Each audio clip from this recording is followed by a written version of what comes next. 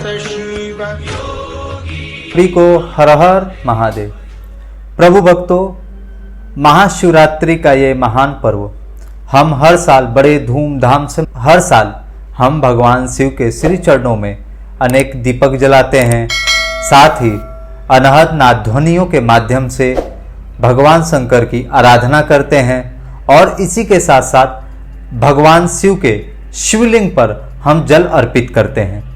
लेकिन प्रभु भक्तों, क्या भगवान शिव को मात्र बाहरी जल समर्पित करना या बाहरी शंखनाद या ध्वनि के माध्यम से या भगवान शिव को जगमग ज्योति जलाना ही यह शिवरात्रि महाशिवरात्रि पर्व का मात्र यही उद्देश्य है? नहीं, बल्कि देवादिदेव महादेव हम सभी के समक्ष इस बाहरी संकेतों के माध्यम से हमारे अंतर जगत की ओर संकेत करते हैं। जिस प्रकार हम भगवान शिव के चरणों में ज्योति जलाते हैं, यह हमें संकेत देता है कि हमारे अंदर भी ऐसे प्रकाश तत्व के ज्योति हैं जो कि निरंतर जलाया जा सकता है। और साथ ही जिस प्रकार हम भगवान शिव को अनहद ध्वनि के माध्यम से उनको संगीत अनहद ध्वनि के माध्यम से आराधना करते हैं, उसी प्रकार यह अनहद ध्वनि हमारे अंतर जगत में सदैव चलते रहते हैं, सदैव बजता रहता है। और जो अमृत अर्थात जिस प्रकार भगवान शिव को जला अभिषेक करते हैं, उसी तरीके से हमारे अंतर में भी वह अमृत का कुआं अमृत कुंड है जो कि हमारे अंतर में बूंद बूंद कर गिरता रहता है। लेकिन यह सब हम जानेंगे कैसे, किस प्रकार जानेंगे? तो यह जानने के लिए हम भगवान शिव के महिमा को माने नहीं, अर्थात भगवान शिव को जाने, अंतर जगत के ओर बढ़कर शिव को शिवत्व की ओर जाए। यह महाशिवरात्रि का पर्व भगवान शिव के महिमा को मानने नहीं अपितु जानने के लिए यह महान पर्व आता है। हम अंतर जगत में भगवान शिव के शिवत्व को जान सकते हैं। लेकिन आइए इसे जानने के लिए बस शिव महापुराण के उमा संहिता की ओर चलते हैं। शिव महापुराण के अनेक स्थानों पे ध्यान योग की महिमा गाई गई है और पुराण के वायु संहिता में भी 5 प्रकार के यज्ञों की महिमा गाई गई है, जिसमें ध्यान और ज्ञान की अधिकतम महिमा गाई गई है। जिस भी साधक को अगर ध्यान का यज्ञ अर्थात ध्यान यज्ञ करता है, ध्यान योग्य करता है, तो उसे अनेक जन्मों के कर्मों को समाप्त कर वह ईश्वर अर्थात शिव तत्व की ओर बढ़ सकता है और इसी के साथ वो शिव को भी जान सकता है। जो साधक नित्य और निरंतर वे काल के चक्रवातों में नहीं उलझते और साथ ही भवसागर सिंधु से भी पार हो जाते हैं, तो आइए चलते हैं भगवान शिव के तत्व ज्ञान की तरफ, प्रकाश की ओर। शिवलिंग क्या है? शिवलिंग प्रकाश स्तंभ का घोतक है, मगर भगवान शिव के प्रकाश रूप का ध्यान कैसे करें? भगवान शिव का प्रकाश रूप कहाँ है? तो आइए इसके लिए शिव महापुराण में ही वर्णित है।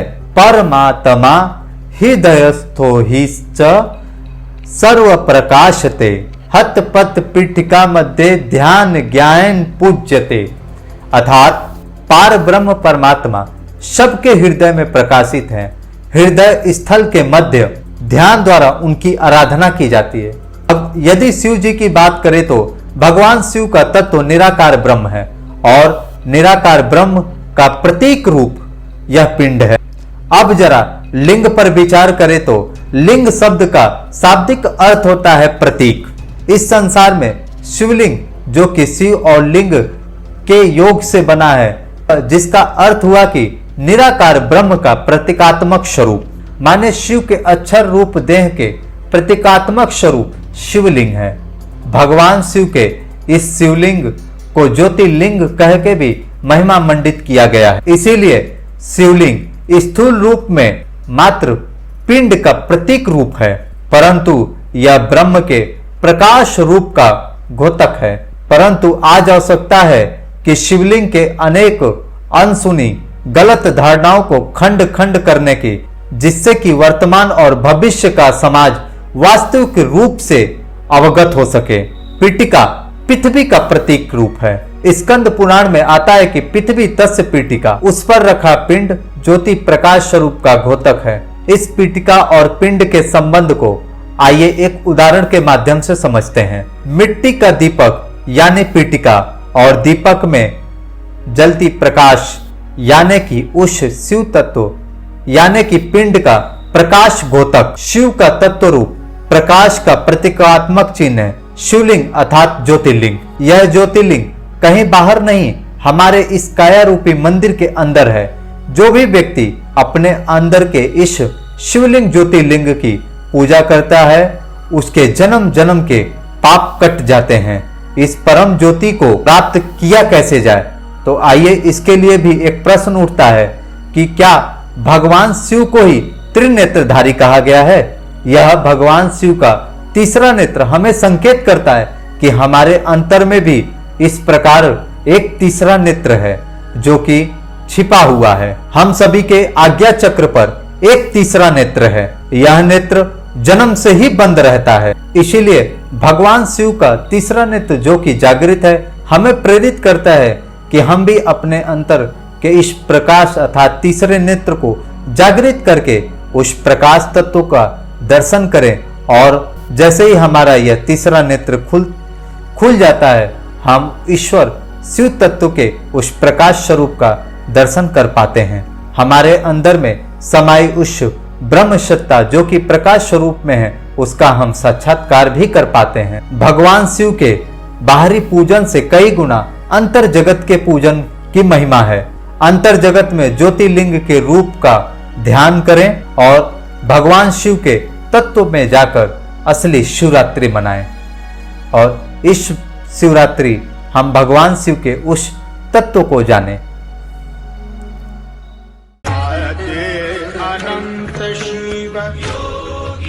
भगवान शिव के डमरू से हमें क्या सीख मिलती है? भगवान शिव का डमरू एक आध्यात्मिक रहस्य है। हमारे महापुरुषों और शास्त्रों में इस डमरू को अनहद नाद का प्रतीक स्वरूप बताया गया है। मनुष्य के मस्तिष्क के ऊपरी भाग में यह अनहद नाद नित्य और निरंतर बजता रहता है। भगवान शिव का डमरू इसी अनहद नाद का ही प्रतीक है। भगवान शिव डमरू को धारण कर समाज को इसी नाद पर एकाग्र होने की प्रेरणा दे रहे हैं। और मंदिरों में जो घंटे बजते हैं वो हमारे भीतर छिपी इसी अनहद नाद का ही रूप है। परंतु हम इसे जागृत कैसे करें?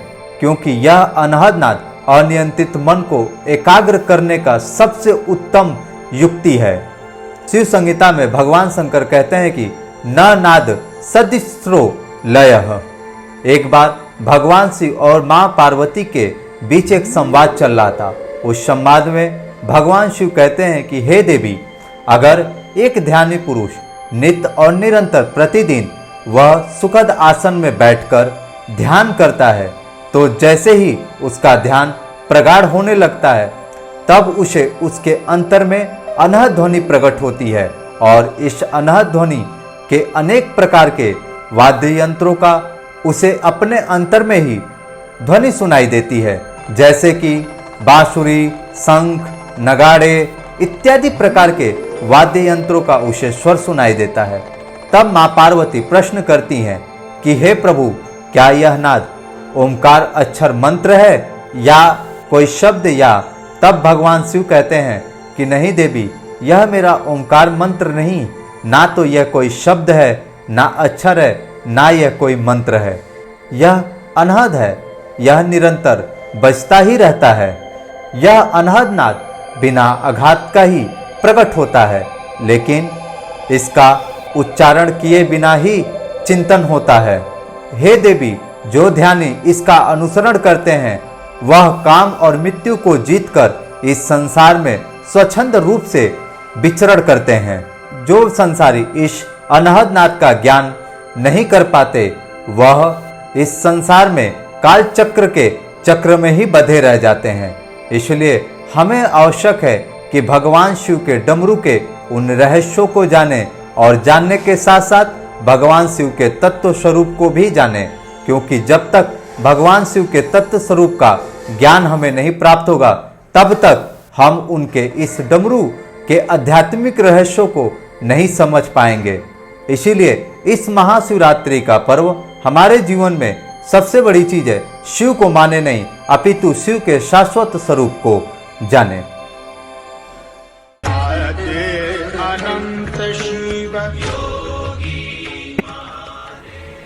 आइए भगवान शिव से जुड़ी एक और आध्यात्मिक रहस्य को जानते हैं। भगवान शिव के ऊपर जो जलाभिषेक अर्थात पानी का बूंद बूंद गिरता है, आध्यात्मिक रहस्य क्या है, उस रहस्य को जाने। शिवालय में शिवलिंग के ऊपर टंगा हुआ पात्र, उससे शिवलिंग पे टपकता हुआ बूंद बूंद कर जल, यह दृश्य आपने भगवान शिव के संबंधित मंदिर व अनेक शिवालयों या तीर्थ स्थलों पर देखा होगा। आध्यात्मिक शैली में इसे जलाभिषेक भी कहते हैं, परंतु यह इसका पूरा पहलू नहीं है। तो आइए उस पहलू को जानते हैं। शिवलिंग पे लटका जल पात्र एक प्रकार का जल घड़ी है। इसका आविष्कार वारामिहन ने किया था, जिनका जन्म उज्जैन में हुआ था। वारामिहन एक दार्शनिक थे, गणितज्ञ थे और साथ ही खगोल ज्ञान के ज्ञाता भी थे।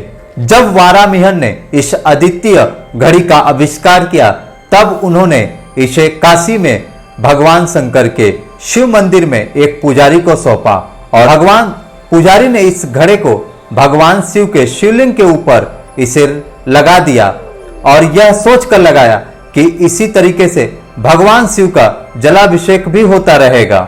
ऐसी मान्यता है कि तभी से यह जल शिवालयों पर सुशोभित होता हुआ चला आ रहा है। क्या वारामिहन का यह आविष्कार काशी के पंडित को देना और काशी के पंडित के द्वारा इसे शिवलिंग के ऊपर स्थापित करना मात्र एक संयोग था? तत्व ज्ञान के दृष्टि से देखें तो सच्चाई कुछ और ही है।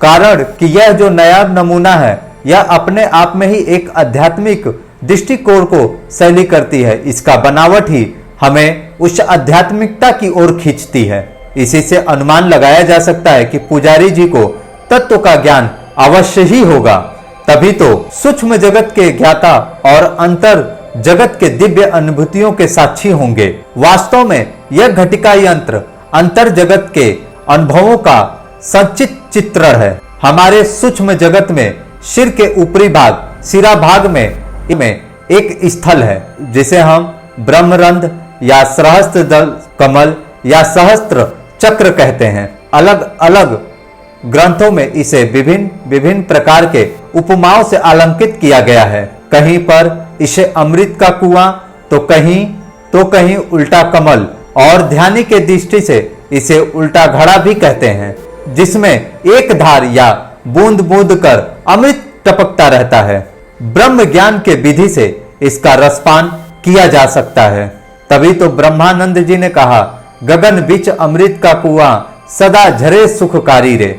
अर्थात आंतरिक गगन सिर के ऊपरी भाग में एक अमृत का कुंड है, जिससे लगातार आनंदमय अमृत झरता रहता है। यह अंतर जगत का एक गूढ़ रहस्य है। यह केवल ध्यान करने वाले तत्वज्ञानी ही इसे जान सकते हैं। अतः तत्व ज्ञान की दीक्षा प्राप्त करके तत्वज्ञानी बने और उस अमृत कुंड के अमृत का रसपान करें। सिर्फ बाहिर्मुखी रहकर बाहरी अभिव्यक्ति में ना फंसे, अतः अंतर्मुखी बने, ताकि भगवान शिव के उस शाश्वत शिवत्व रूप को जाने।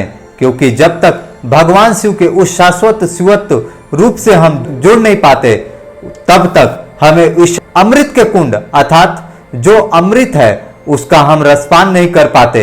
इसीलिए तत्व ज्ञान की प्राप्ति कर उस शिव के शिव तत्व से जुड़े।